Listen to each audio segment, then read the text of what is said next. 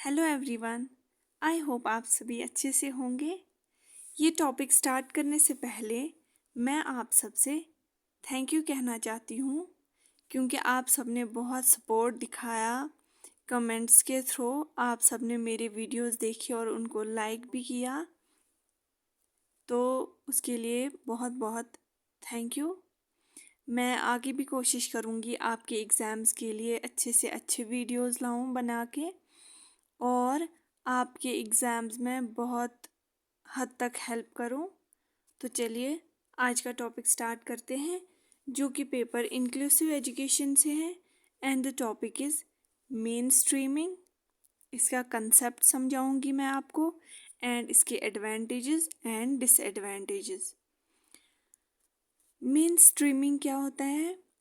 It's a practice of educating students with special needs in regular classes during specific time period based on their skills.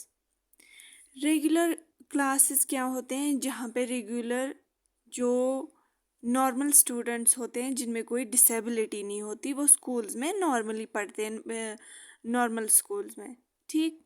लेकिन main streaming concept क्या होता है? यहाँ पे कुछ time के लिए, फॉर टाइम बीइंग,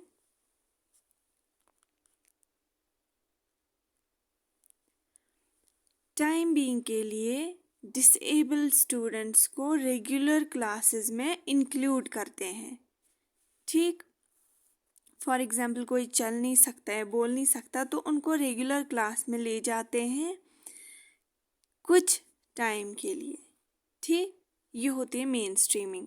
देखिए, मैं आपको शॉर्ट में समझा देती हूँ जिससे आपको ये लॉन्ग पीरियड ऑफ टाइम के लिए याद रहेगा। फॉर एग्जाम्पल ये नदी है, ठीक है। इसको क्या बोलते हैं? बड़ी नदी को क्या हम बोलते हैं?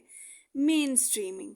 तो यहाँ से डिस्ट्रीब्यूटरीज या ट्रिब्यूटरीज, छोटी छोटी नदियाँ आती है, ठीक। तो वो जब यहाँ पे मिलती हैं तो इसको ये बनाती है मेन स्ट्रीम। ऐसे ही जो डिसेबल्ड स्टूडेंट्स होते हैं जिनमें हेयरिंग लॉस होता है, विजुअली इम्पेयर्ड होते हैं, तो उनको उठा के नॉर्मल क्लासेस में डाल देते हैं, रेगुलर क्लासेस में। तो इसको बोलते हैं शॉर्ट में मेन स्ट्रीमिंग। आप जो 2 मार्क्स का क्वेश्चन आ सकता है, आप उसमें ये डेफिनेशन लिख सकते हो, ओके। तो आगे बढ़ते हैं। Regular education classes are combined with special education classes. Special education किनको दी जाती है? जो विजुअली या जो जिनमें कोई भी डिसेबिलिटी होती है, ये कंबाइन किए जाते हैं रेगुलर क्लासेस के साथ, okay. Schools that practice mainstreaming believe that students with special needs who cannot function in a regular classroom to a certain extent belong to a special education environment. School जो हैं, जो practice करते हैं main streaming, उनमें क्या regular students को और disabled students को बोथ कंबाइन करते हैं, ठीक। आप साथ साथ में इसके स्क्रीनशॉट्स भी ले सकते हैं और ये आपको एग्जाम में बहुत मदद करेगा। प्रोपोनेंट्स कौन होते हैं? जो इस मेन स्ट्रीमिंग कंसेप्ट को सपोर्ट करते हैं। Proponents of mainstreaming believes that educating children with disabilities alongside, साथ, ये बोलते हैं कि मेन स्ट्रीमिंग में जहाँ पे डिसेबल्ड स्टूडेंट्स को नॉन डिसेबल्ड, मतलब नॉर्मल, जिनमें कोई डिसेबिलिटी नहीं है, उनके साथ जब कंबाइन करते हैं तो इनके बीच में अंडरस्टैंडिंग होती है या टॉलरेंस, बर्दाश्त बढ़ जाती है इनमें। मतलब फॉर एग्जांपल जब नॉर्मल स्टूडेंट जिनमें आई साइट अच्छी होती है, वो चल सकते हैं, बोल सकते हैं, वो जब जैसे पहले पहले वो जब देखते थे कि किसी को कोई सुनता नहीं है, बोलता नहीं है, या वो देख नहीं पाता, तो क्या करते थे कि वो हंसते थे उस पर, ठीक। लेकिन जब उनको आपस में साथ में पढ़ाया जाएगा, उनके दिमाग में बिठाया जाएगा कि ये भी एक इंसान है जिनमें डिसेबिलिटी है, तो वो क्या करेंगे कि आपस में एक दूसरे को समझेंगे और बर्दाश्त करेंगे, ठीक। जैसे फॉर एग्जांपल जो सुन नहीं पाता, वो उसको ज़ोर से बोलना पड़ता है, तो क्या करेंगे ऐसे बच्चे? जब इनमें मेन स्ट्रीमिंग जब ये आपस में कंबाइन होंगे तो वो बर्दाश्त हो जो है वो लेवल बढ़ जाएगी। वो उसको जिसको सुनाई नहीं देता वो उसको रिपीटेड मतलब बार बार बोलेंगे ना, कि वो एनॉय होंगे नॉर्मल स्टूडेंट्स। उनमें बर्दाश्त होगा कि चलो ये इसको बेचारे को सुनाई नहीं देता, तो चलो मैं बोल देता हूँ, इसमें कुछ नुकसान नहीं होता इंसानियत के नाते। तो उनमें क्या है, टॉलरेंस बढ़ जाता है, ठीक। And make them able to function in the world beyond school. जब ऐसे बच्चे, जब नॉर्मल स्टूडेंट्स डिसेबल स्टूडेंट्स के साथ एक साथ रहते हैं, तो ऐसे बच्चे जब स्कूल के बाद भी निकलते हैं तो उनमें क्या होता है कि अंडरस्टैंडिंग बढ़ती है, वो स्कूल के बाद भी लोगों के साथ अच्छे से बिहेव करते हैं, ठीक। Children with disability may face social stigma as a result of mainstreaming. जो स्टूडेंट्स डिसेबल्ड हैं उनको सोसाइटी में बहुत नुकसान होंगे, इंसल्टेड फील करेंगे जब वो नॉर्मल स्कूल्स में इंट्रोड्यूस कराए जाएंगे। लेकिन साथ ही साथ उनमें सोशली जो कैरेक्टरिस्टिक्स है वो डेवलप होंगे, ठीक। उनको बहुत सारी प्रॉब्लम्स भी फेस करनी पड़ेगी, लेकिन उसके साथ एडवांटेजेस भी बहुत सारे होंगे जब ऐसे स्टूडेंट्स को आपस में मिलाया जाएगा। अब आते हैं फेमस स्कॉलर्स और थिंकर्स जो हैं, वो क्या डेफिनेशन दी है उन्होंने मेन स्ट्रीमिंग के बारे में, तो वो हम पढ़ लेते हैं। कॉफमैन, KAUFFAMAN, ये बोलते हैं mainstreaming refers to the temporal timing. Temporal मतलब कुछ टाइम के लिए, ठीक। जहाँ पे टेम्पोरल आया तो वहाँ का मतलब समझ जाइए कि टाइम बीइंग के लिए। Instructional and social integration, integration का मतलब होता है आपस में मिलाना, of eligible exceptional children with normal peers. Eligible exceptional childrens का क्या मतलब है कि वो स्टूडेंट्स जो नॉर्मल स्टूडेंट्स के साथ मिल सकते हैं। ऐसा नहीं करना है कि जो बिल्कुल ही मेंटल, जो बिल्कुल पागल हो और उसको स्कूल में लाए, वो बच्चों के पीछे दौड़े या कुछ, वो नहीं। जो एलिजिबल हो सकते हैं, जिनकी डिसेबिलिटी जो है वो थोड़ी कम होगी, ठीक, उनको मिलाते हैं, इंटेग्रेट करते, कंबाइन करते हैं टाइम बीइंग के लिए, ठीक।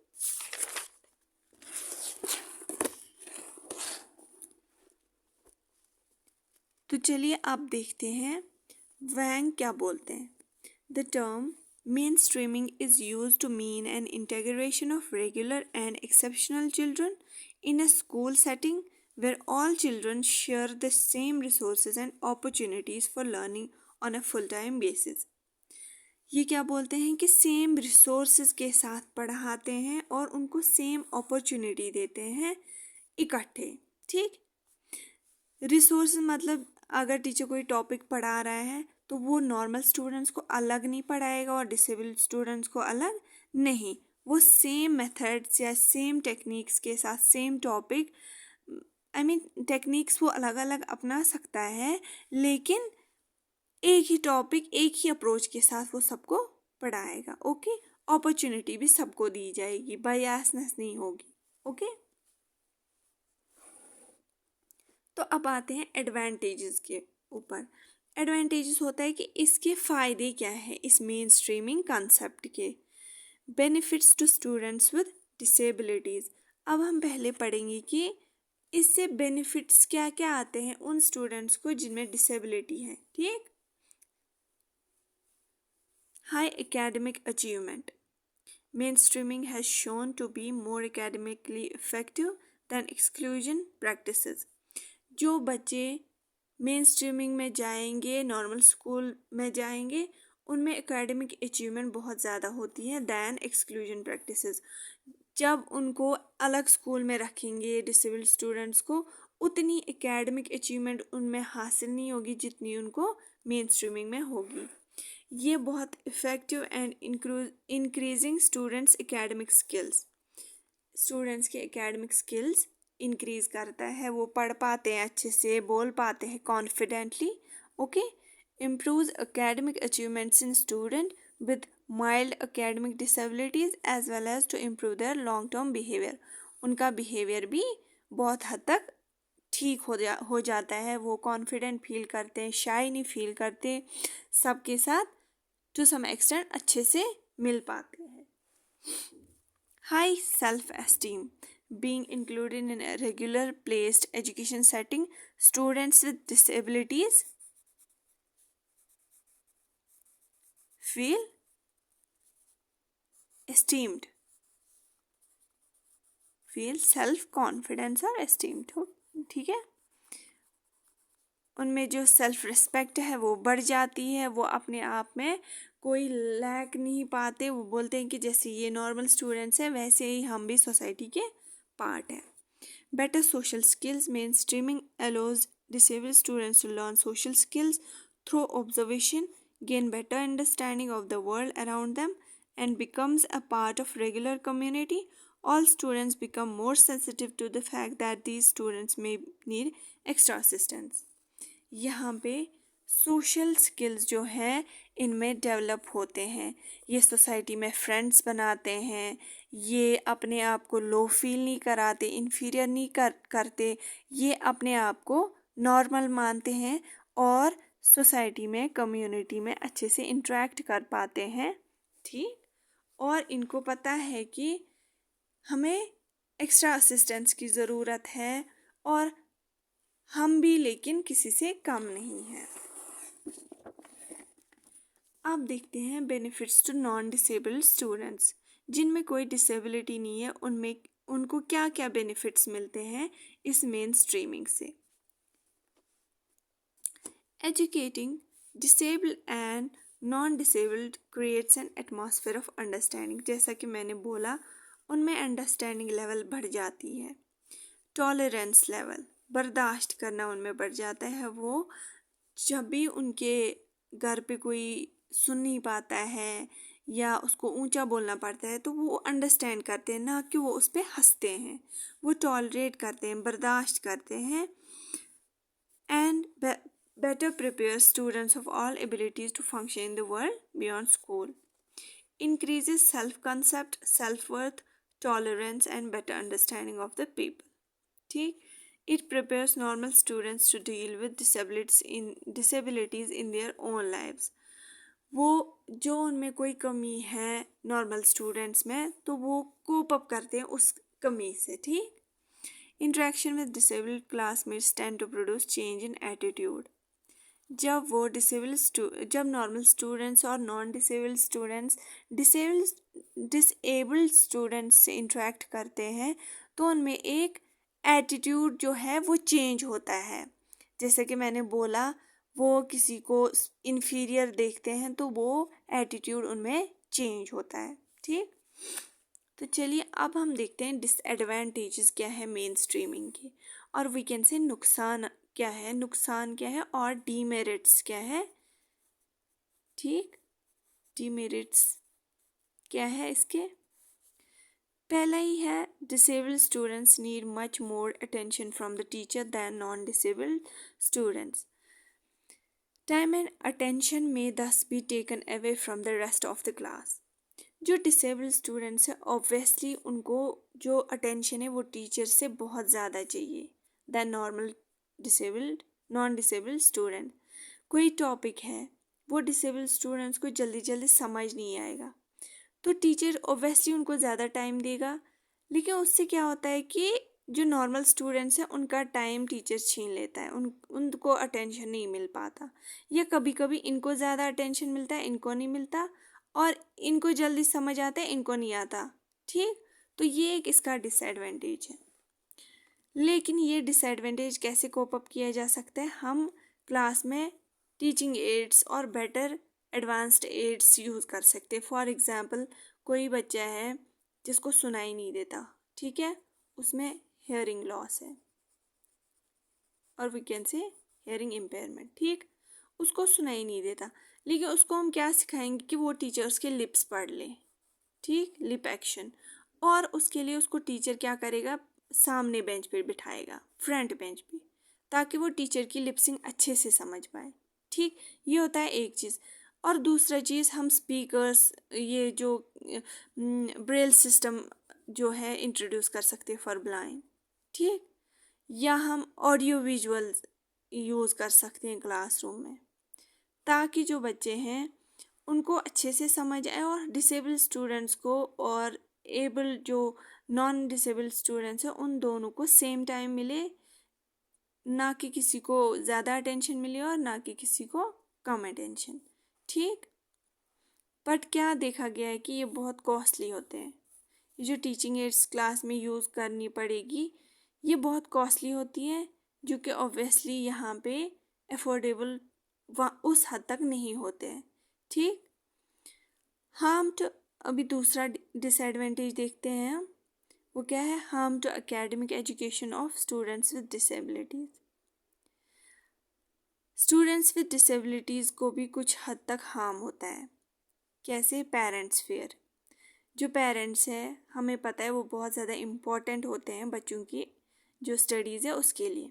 पेरेंट्स के, जिन पेरेंट्स के बच्चे होते हैं डिसेबल्ड, वो क्या सोचते हैं कि पता नहीं स्कूल में उनको अटेंशन मिल पाएगा या प्रॉपर केयर उनको मिल पाएगी कि नहीं। तो वो फेयर की वजह से वो अपने डिसेबल्ड चिल्ड्रंस को नहीं भेजते हैं स्कूल्स में। ठीक,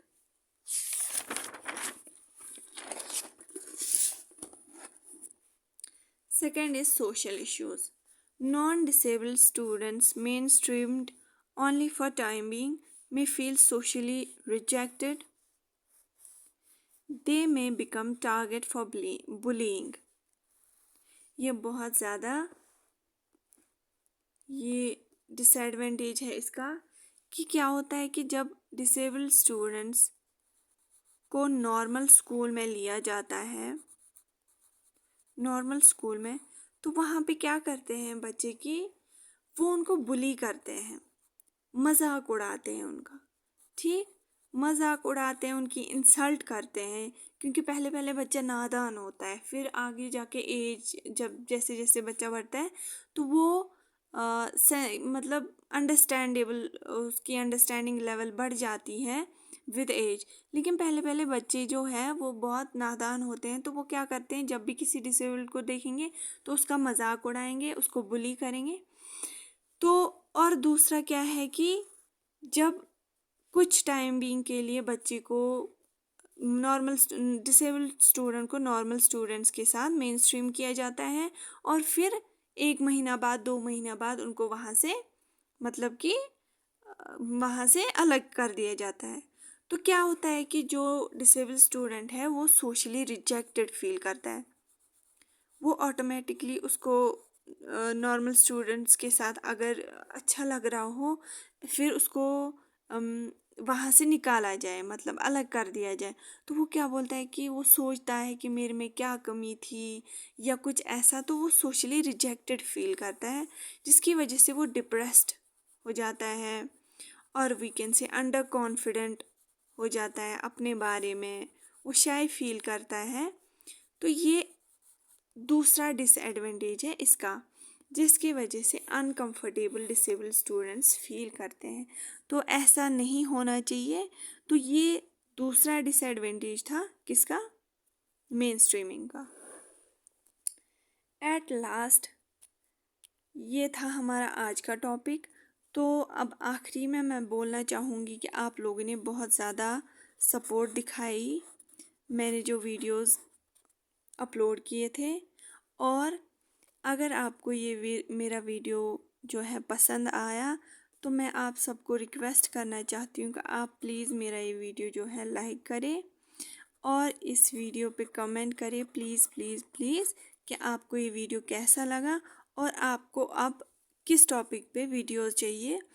और प्लीज़ प्लीज़ प्लीज़ प्लीज़ आप मेरे चैनल को सब्सक्राइब करें, और जो आपके फिर नेक्स्ट एग्ज़ाम्स आने वाले हैं लाइक बीएड के थर्ड एंड फोर्थ सेमेस्टर के एग्ज़ाम्स आने वाले हैं, मैं आपके लिए और बेटर वे में जो है वीडियोस प्रिपेयर करूँगी और आपके लिए लाऊंगी और आपको उससे मदद भी होगी, आई एम श्योर। और वंस अगेन मैं आप सबको थैंक यू बोलना चाहूँगी। Thank you so much and please please please subscribe my channel and all the best for your exams. Thank you so much.